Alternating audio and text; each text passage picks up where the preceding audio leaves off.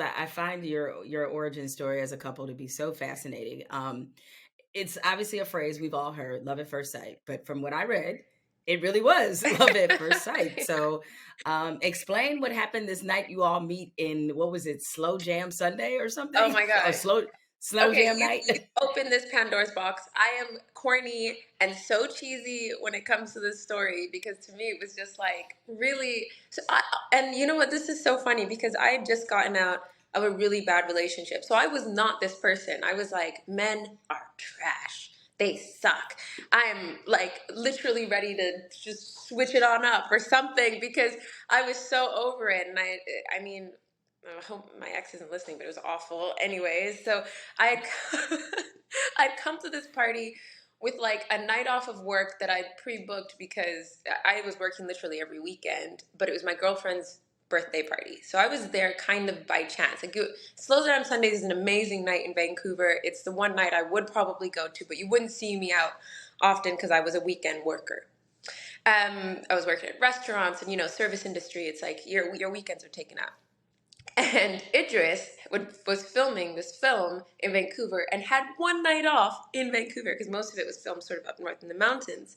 And his stunt double, or like, yeah, I guess it would be his stunt double, convinced him to go to Slow Jam Sunday. So by chance, we were both there. My girlfriend actually was brave enough to like kind of go up to this only black guy in Vancouver. And she's like, who is this guy? And I was like, I don't know. And she's like, I'm going to go hit on him. And I was like, you go do it. All right. And she was like pretty, gone. Claire, poor Claire. Anyway, so they're talking for a little while, and like, yeah, I thought he was cute. And then she comes over and she's like, "Oh, I think he's talking about you." And I'm like, "Really? Oh, really? That's awful. Why would he do that? He was talking to you." And I'm trying to be like a good friend, but then I was kind of like, "Oh, but he's really cute." She's like, "Okay, well, go over to him."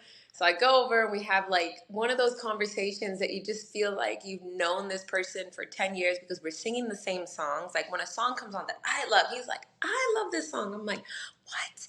Like I just had this like cultural connection. He's African. I'm like, where are you from? Like, and then when I went outside, I realized because there's a group of people there, they're like, oh, you're talking to Idris Elba. And I was like, So oh. at this stage, like, how known was he? Well, so the film that I had seen was Obsessed. It was so funny The to me. Beyonce movie, right? So it The was like movie. kind of. I mean, it was kind of right. If I feel Idris Elba now, like he gets recognized so much in that moment. Unless you were kind of in that zeitgeist, and he was definitely a lot more popular in America. I don't think I would have known it. Even when they said it was him, I was trying to remember, like, oh, where is he? My friends were like, yeah, he's an Obsessed. And we're like, oh, yeah. Anyway, so I immediately went, he's not going to talk to me. That was like cute and fun, but he's obviously an actor here for like a night because Vancouver has a lot of that. There's a lot of actors coming in for short-term projects in and out of the city, and you know what that means. And I thought, okay. Anyway, so I went back inside. We started chatting some more. He was like, let me take your number. I was like, all right. And then I left. And I left with the whole group of girls, and we went to another venue because the birthday girl wanted to keep it going and listen to something a bit more lively than just slow jams. So we go to this other random venue, and as I'm about to leave, because I was like kind of in this, I don't really care. I don't want to be out. I just got over a breakup. I'm just going to go home. So as soon as they were like kind of drunk enough to not notice I was leaving, I was like out of there. And I'm about to go into a taxi. I'm literally holding the door handle of the taxi and the phone rings. And I pick it up because it's like +44, something like, I'm like, what is that? And I'm like, oh, it must be him. It must be Idris. And I pick up. He's like, don't get in the taxi. Don't get in the taxi. I'm like, what? Where are you? I'm like, this is so creepy. He's like parked up just a couple cars down. And he pulled up right as I was leaving. And he must have saw me and went, oh my gosh, he's leaving. And then he called and he's like, get in my car. So I got in his car and we spoke till like 8 a.m. easy. And it was probably like 2 at that time.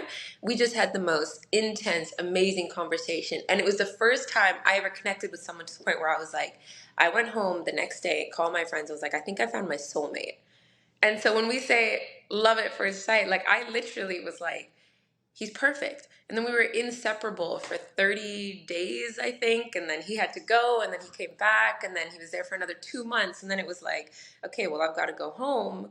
So we did long distance for, I want to say it was close to 3 months. I went to visit once, and then it was like, this is hard. Long distance is hard. Respect to everyone doing long distance. And we were like, okay, one of us has to move. I guess it's not you. Let me try this out. And everyone thought I was kind of crazy. And I thought I was kind of crazy because, I was always that person that was very sort of charted my course based on me. Like I was quite selfish in that way. Like, I'm going to move here, I'm going to do this. So for me to be moving for somebody else because I really believed in this relationship, I think it was a little bit out of character, but I'm so happy I did it. And now, 7 years later, 4 years married, I feel I've genuinely found my soulmate. So I think we both got married the same year, and because you were married in 2019, is that right? Yeah, yeah, yeah. What Okay, what what what month? month? Wait, our Yeah. anniversary is April 26th, so we're literally right Okay. around the corner. What was yours? Okay. All right. November 10th. Ah, okay. Yes. We're a little Yes. ahead of So you. I could give you some yes, marriage you are. advice. You like, I do. I know you got me. I know you got I me. got a couple months.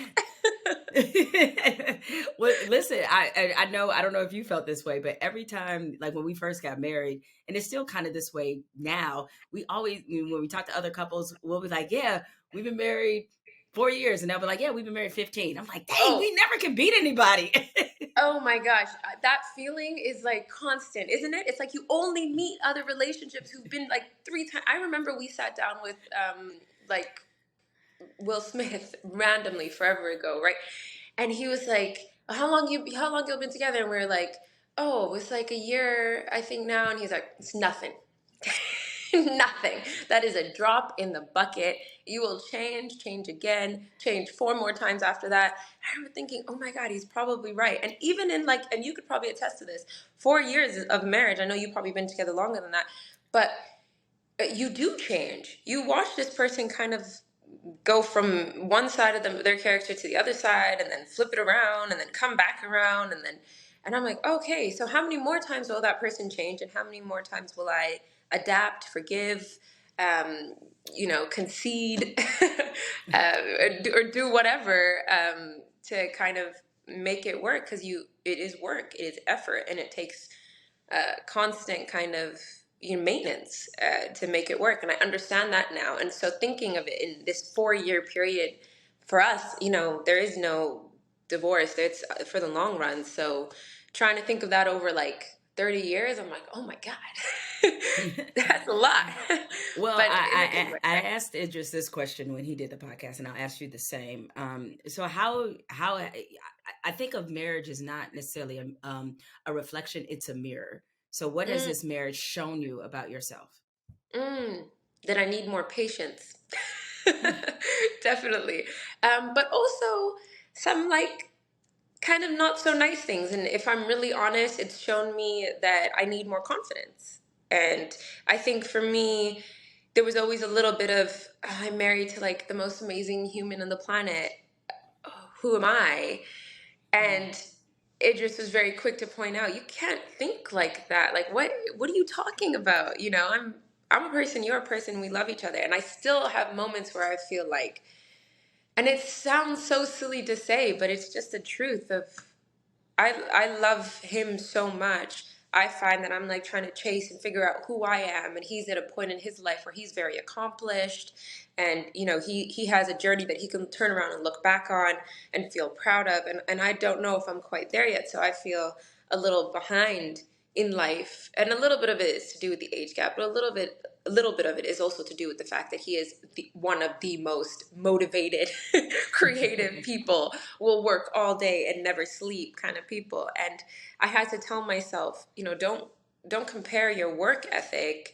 Don't We're two different people, like, and building that side of my confidence to think I can adapt in this world and be motivated for myself in this world in a way that feels genuine, and have aspirations and have dreams that feel attainable, because he'll literally wake up and go, I think I'm going to fly today.